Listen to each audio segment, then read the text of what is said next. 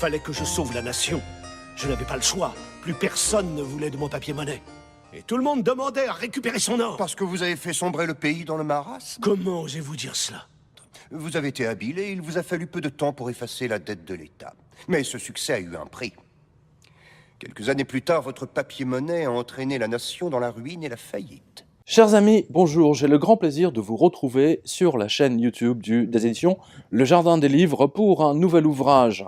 Et un nouvel ouvrage qui vaut son pesant de fausse monnaie, c'est le cas de le dire. C'est l'histoire de John Law. On peut dédicacer cette vidéo à un incompétent notoire en termes de planche à billets, Monsieur François Langlais, économiste de service sur RTL, sur France 2, etc.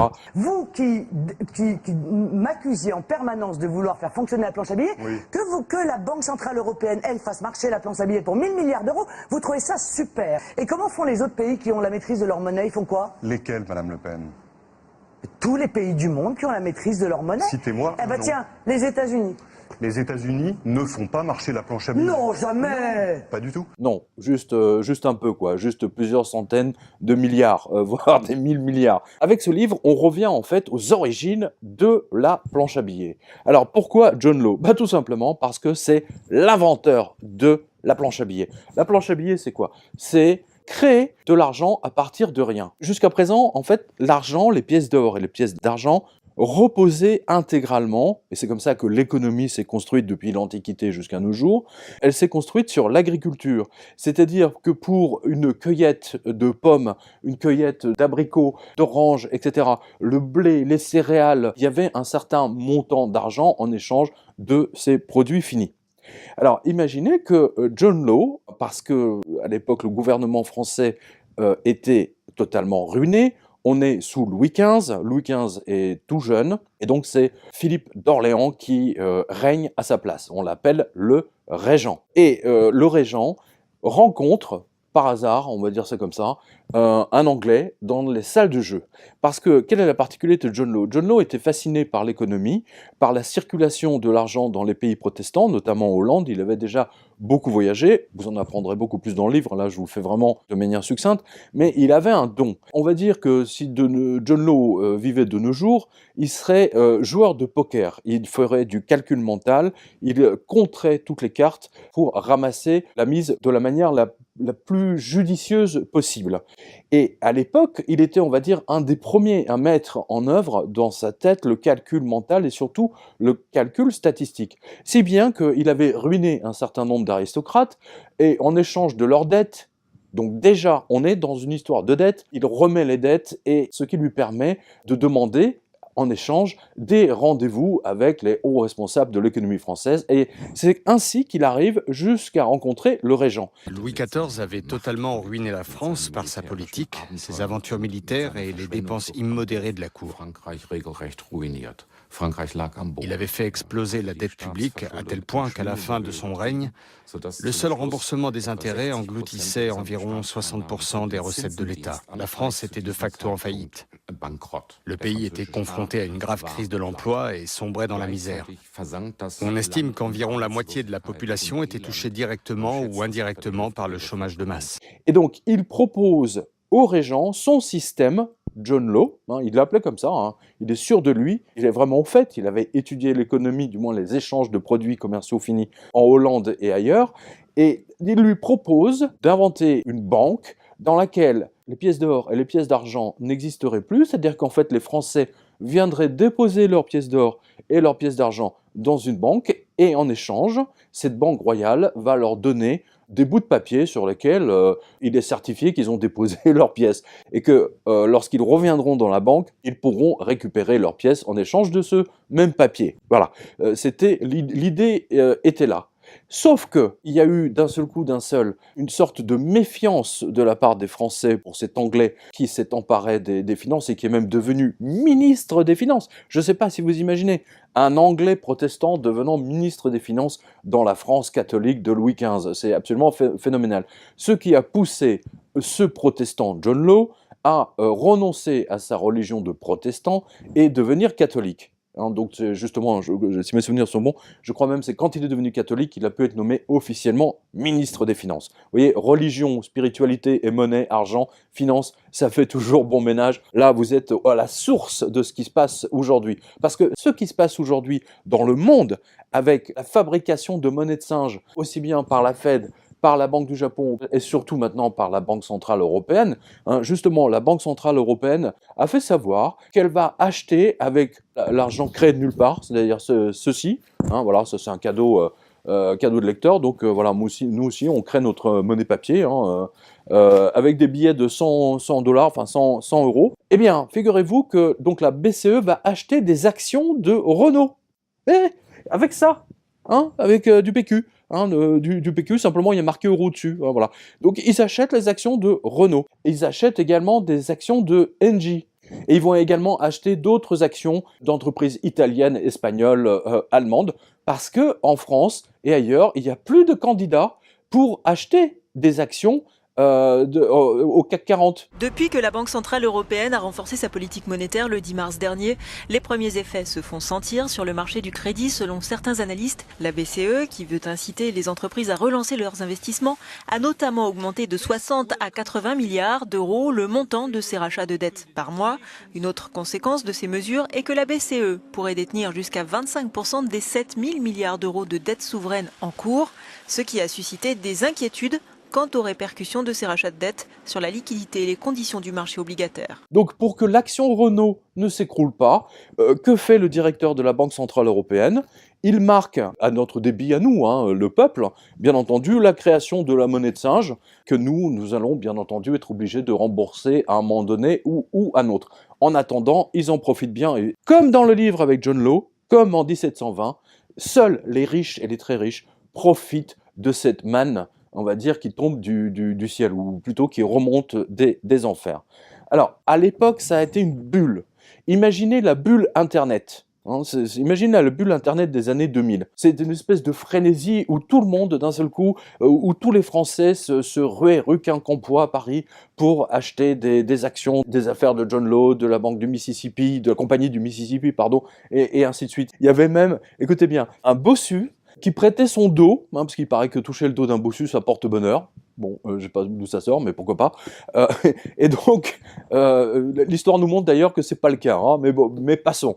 Donc, il a fait fortune simplement parce qu'il prêtait son dos tous les jours, du matin au soir, pour que les achats et les ventes soient signés sur son dos. Hein. Donc, il servait de secrétaire de meubles ambulants, on va dire ça comme ça. C'est tout à fait extraordinaire. Donc, vous imaginez la frénésie. Il y a eu des émeutes rue Quincampoix. John Law ne pouvait même pas circuler dans Paris. Les gens se jetaient sous son carrosse, hein, pour le supplier de vendre, etc.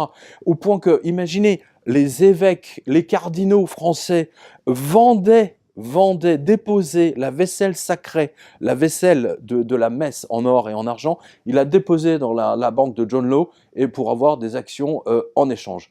Et bien entendu, arriva ce qui devait arriver, puisque ça a été inventé pour éponger les dettes de l'État français. John Law avait pris l'or pour payer les dettes. Et bien entendu, l'or n'était plus là. Et lorsqu'un aristocrate, lorsqu'un prince, si mes souvenirs sont bons, se rendit dans sa banque, vous savez, vous, comme dans la banque postale aujourd'hui, hein, si vous avez par exemple 20 000 euros et vous leur dites donnez-moi 2 000 euros, ils vont vous rironner, ils vont dire non monsieur, nous on n'a pas d'argent, on n'a plus, c'est fini, on vous donne 200 euros. Un prince est venu avec son petit papier, il a dit voilà, rendez-moi mon or. Et ils ne lui ont pas rendu son or. Et du jour au lendemain, la confiance a été rompue. Et à partir de ce moment-là, la France a été, du moins les Français de l'époque, les riches Français de l'époque, ont été ruinés. Mais l'intelligence des Français est absolument extraordinaire, regardez bien. Ils ont vu tout de suite que John Law, en fait, c'était le diable en personne. Il y avait des chansons à l'époque, hein. Rappelez-vous, à l'époque, il n'y avait pas de télévision, il n'y avait pas Internet, il n'y avait pas de télégraphe, pas de tourne-disque, rien, nada. Hein, c'était juste la messe, hein, et les chansons populaires qui étaient chantées dans les rues. Et regardez les paroles de celle-ci, par exemple. « Law, le fils aîné de Satan, nous met tous à l'aumône, il nous a pris tout notre argent et n'en rend à personne. Mais le régent humain est bon, la farondaine, la farandondon, nous rendra ce qu'on nous a pris, biribi, à la façon de barbarie, mon ami. » Donc c'était une chanson sur l'eau. Alors il y en a eu plein, vous en verrez d'autres dans ce livre. C'est très important. John Law a inventé la monnaie de singe. Vraiment, il a inventé la planche à billets. C'est lui. C'est vraiment lui qui l'a popularisé, qui l'a testé la première fois, grandeur nature, dans un pays. Et il se trouve que c'est la France. La seconde fois que ça sera fait, eh bien, figurez-vous que ça sera quand même quelques années plus tard, hein, genre 60 ou 70 ans plus tard, enfin bon, avec les révolutionnaires, puisque eux-mêmes vont faire tourner la planche à billets et vont amener la France à la ruine, et avec exactement la même chose avec la planche à billets de Monsieur John Law. Et aujourd'hui, comme on dit, jamais 203, nous sommes dans la même situation. Sauf qu'aujourd'hui, la planche à billets de John Law, elle est partout. Alors ici, je voudrais rendre un hommage aux journalistes du quotidien Le Monde, et également aux Échos, La Tribune et surtout au Figaro. Comme vous le savez, j'en parle souvent dans ma revue de presse. Ces gens-là n'osent jamais utiliser le terme monnaie de singe, planche à billets, dans leurs grands articles consacrés à la Banque Centrale Européenne. Ils vont vous parler d'assouplissement, comme la soupline, vous voyez, la soupline que vous mettez dans votre machine à laver. Ou alors ils vont vous parler de, pudiquement, entre guillemets, de politique monétaire. Mais en fait, c'est de la monnaie de singe. Vous avez 7 ans de formation en économie, mais c'est grotesque. Il y a des gens qui se prétendent économistes, ils n'ont même pas vu la crise arriver, ils l'ont même pas vu arriver. Pourquoi? Parce qu'ils ne comprennent même pas que tout le système repose aujourd'hui sur quelque chose qui est destiné à mourir dans une explosion phénoménale à cause justement de la planche à billets. Toutes les planches à billets se sont terminées de la même façon. Ça a été absolument catastrophique. Et là, comme c'est au niveau global, merci le dollar, merci la Banque Centrale Européenne. On ne peut pas y échapper. C'est mathématique, arithmétique, tout ce que vous voulez. Lorsque vous êtes sur le marché, que dans votre porte-monnaie est vide, eh bien vous ne pouvez plus acheter des salades, vous ne pouvez plus acheter une escalope à votre boucher, vous ne pouvez plus rien acheter à votre maraîcher, charcutier, et ainsi de suite. Alors, comment expliquez-vous que la Banque Centrale Européenne, que John Law, parce qu'ils appliquent la politique de John Law, eux peuvent, il n'y a plus rien en caisse, mais pof, avec l'imprimante, allons-y gaiement, eh ben nous on achète. Quelque chose ne va pas, quelque chose est pourri. Et c'est là où les Français sont géniaux, l'intelligence commune globale des Français. Ils ont identifié tout de suite John Law, comme on l'a vu, au diable. Et c'est là où je veux en venir. Ce livre d'Adolphe Thiers, Adolphe Thiers était le 2e président de la République française. C'était le seul d'ailleurs qui se vraiment intéressé à la politique monétaire, surtout que lui, il était véritablement au standard or et argent à son époque. Et donc, il a voulu comprendre pourquoi John Law a été obligé de fuir Paris déguisé en femme pour se réfugier à Venise. C'est tout à fait étonnant. Son livre est passionnant et c'est pour ça qu'on a décidé de le republier, mais il n'était pas compréhensible pour 2 raisons majeures. Il était écrit dans une sorte de vieux français, je ne vais pas dire vieux François, mais presque, donc difficilement compréhensible, et surtout, là où vraiment le livre était vraiment incompréhensible, Adolphe Thiers utilisait des monnaies d'époque, genre livre tournoi et ainsi de suite. Donc on ne sait absolument pas à quoi ça correspond aujourd'hui. Et donc avec Anne-Marie Bruyant, nous avons modernisé ce texte et surtout tout mis en euros. Et là, d'un seul coup, vous comprenez la création de la planche à billets. Vous voyez les montants qui étaient en jeu. Comment les jeux d'écriture comptable, c'est vraiment le magicien, quoi. Vous savez, là, avec ces ballons, là, avec ces balles qu'on fait, ces prestigitateurs, oui, elle est là, puis elle n'est pas là, etc. Ben, c'est exactement ce qu'a fait John Law. Mais sincèrement, franchement, John Law ne s'est pas enrichi personnellement. Il a véritablement essayé de sauver les finances de la France, mais malheureusement, il n'a toujours pas compris qu'on ne peut pas créer de richesse à partir de rien.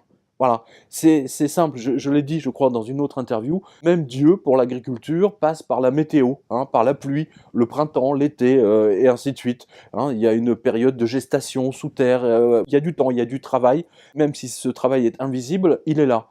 Et aujourd'hui, les banquiers centraux se prennent pour Dieu, ils créent des richesses à partir de rien. C'est absolument phénoménal. Within our mandate, the ECB is ready to do whatever it takes to preserve the euro. And believe me, it will be enough. C'est là où c'est extraordinaire, c'est que spirituellement, un écrivain allemand, Goethe, va assimiler John Law au diable, en personne. Hein, Lucifer, Satan, ce que vous voulez. Enfin bon, c'est assez vague, on va dire le diable tout court. Et donc, il va s'en servir dans son livre Goethe 2, et ça a été même remarquablement adapté par Marcel Carné dans le film avec Michel Simon, qui s'appelle La beauté du diable. C'est vraiment fascinant. Je dis Méphistophélès, au dernier jour de ma vie, prendra possession de mon âme. Signé Faust.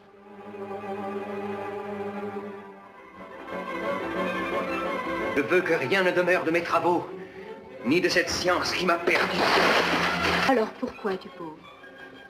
Le misérable des mendiants possède au moins son âme. Ô grand Lucifer, inspire-moi! Là, vous avez vraiment les images les plus saisissantes où le diable prend du sable et il va créer des pièces d'or avec du sable. Voilà, c'est exactement la même chose, c'est la planche à billets on va dire de l'époque du Standard Or. Et ce qu'on voit dans le film, c'est qu'au bout d'un certain temps, ces pièces d'or créées par le diable se retransforment en sable. Et le peuple se révolte. L'écrivain Goethe a vu là quelque chose d'absolument extraordinaire. Goethe va inspirer un autre écrivain, russe, Mikhail Bulgakov, auteur du Maître de Marguerite. Dans le Maître et Marguerite, vous avez une scène absolument exceptionnelle où le diable apparaît comme un magicien prestigitateur dans un théâtre de Moscou, et donc il fait tomber des billets du ciel. Voilà. Et dans l'imaginaire également de Bulgakov, tout ce que le diable vous donne finit par disparaître, c'est-à-dire ça ne dure qu'un temps. Ça va durer une journée ou peut-être un an, peu importe. Et là où c'est encore plus intéressant, c'est que d'une manière tout à fait curieuse, Mick Jagger, c'est Marianne Faithfull, donc qui était son ex-fiancée, me semble-t-il, qui prête un livre à Mick Jagger, et ce livre, justement, c'est le livre de Bulgakov. Et le livre lui expose la cervelle, comme il a exposé la cervelle à des millions de lecteurs, eh bien, Mick Jagger, en refermant le livre, va écrire le fameux Sympathy for the Devil.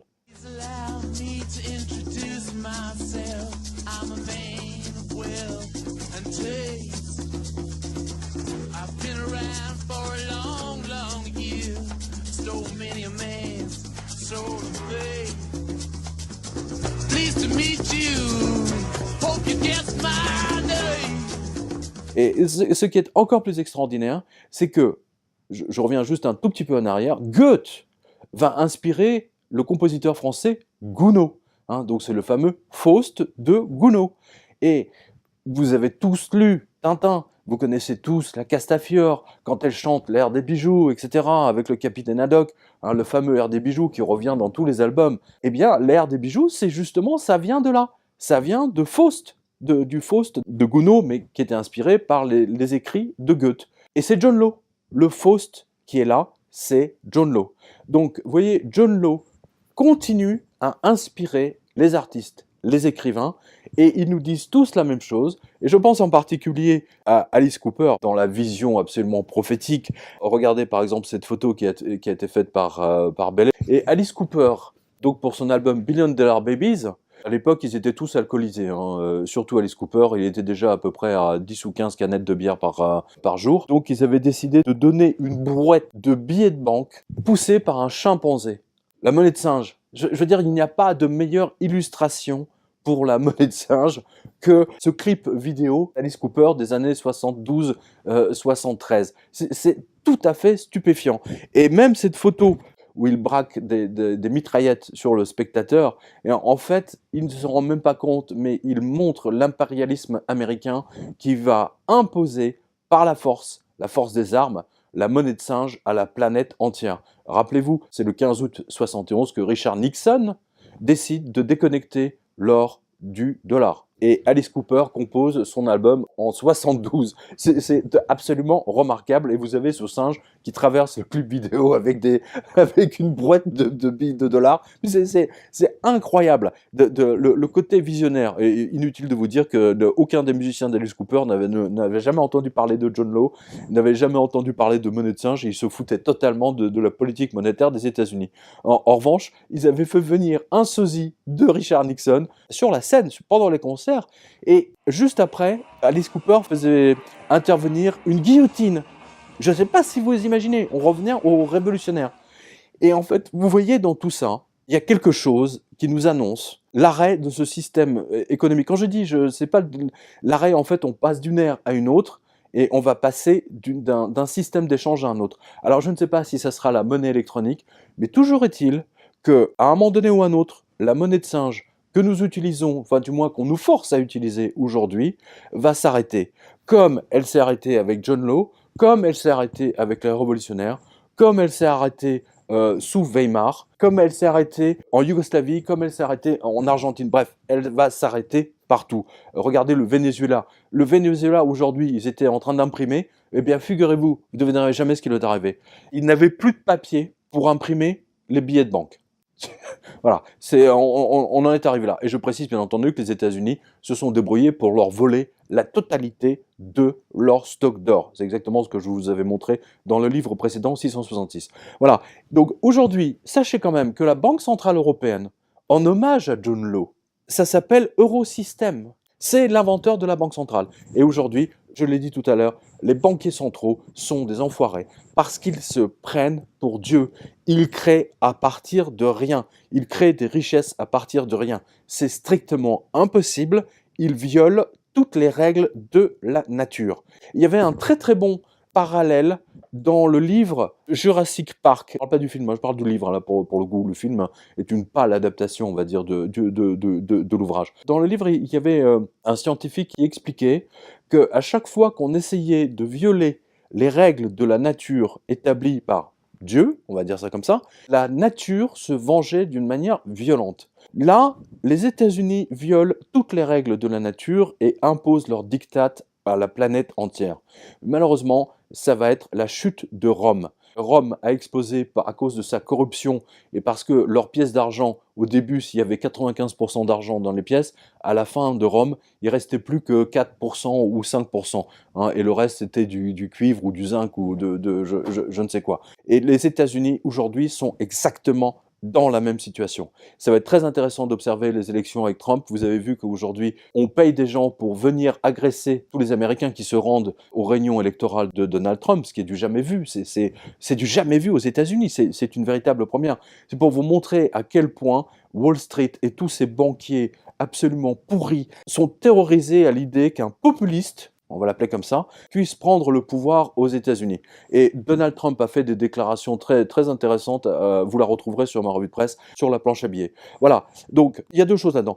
Pour comprendre la naissance de la planche à billets de la monnaie de singe, et aussi pour voir comment les artistes sont des visionnaires. Les écrivains, les musiciens sont des prophètes à leur façon, et ils nous annoncent le futur. Et je pense qu'il n'y a pas mieux que Alice Cooper, là, pour le coup, pour nous expliquer ce qui se passe. C'est un clip, que, je ne sais pas si vous vous rendez compte, c'est un clip qui a quasiment, qui a plus de 40 ans. Fondamentalement, ça ne nous rajeunit pas. Donc c'est fascinant. Il y a un journaliste qui m'a dit « Mais je ne comprends pas, je veux dire, jamais, moi, j'ai fait des années d'économie, aucun de nos profs nous a parlé de la planche à billets. John Law, il a dû peut-être prononcer son nom une fois en 3 ans. » Ça vous donne une idée à quel point ce qu'on doit vraiment connaître, et bien surtout, aujourd'hui les professeurs d'économie, les docteurs en économie, les mecs qui mettent, vous savez, sur la carte de visite, docteur en économie, agrégé de ceci ou désagrégé de cela. Voilà, tous ces désagrégés, vous voyez, ils ont, je le rappelle, aucun d'eux n'a vu la crise arriver, contrairement à votre serviteur, je le rappelle également. Donc l'histoire de John Law et de sa première planche à billets, qui a ruiné la France et qui continue à ruiner le monde aujourd'hui.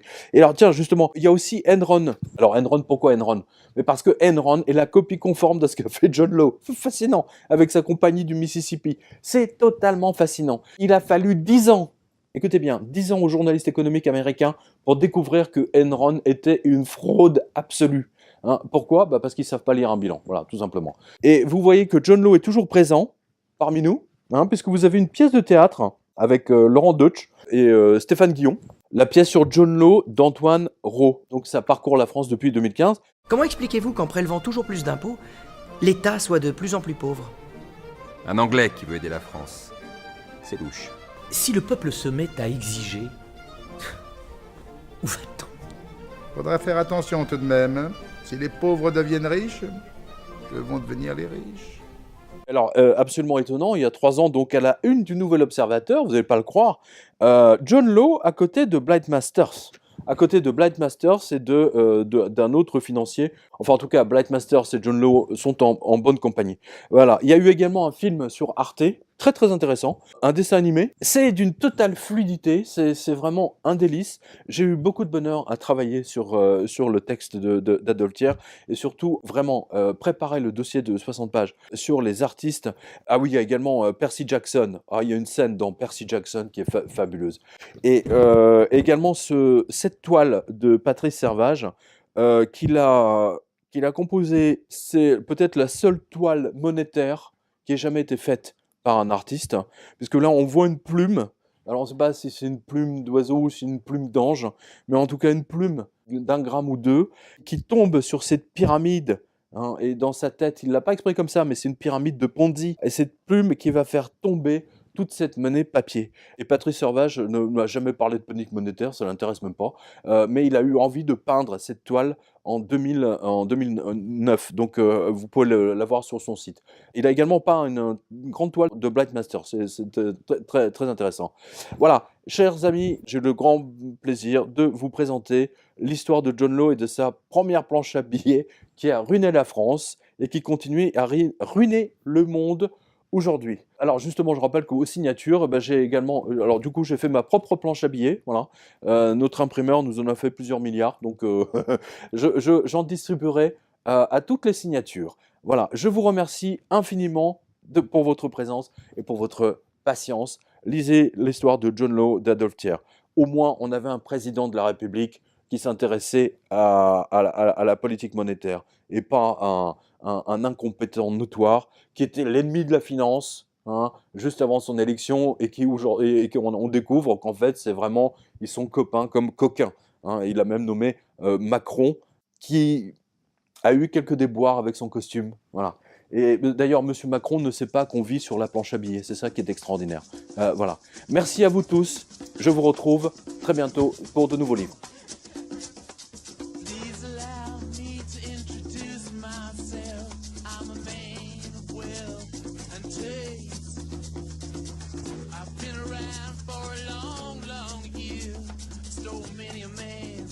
So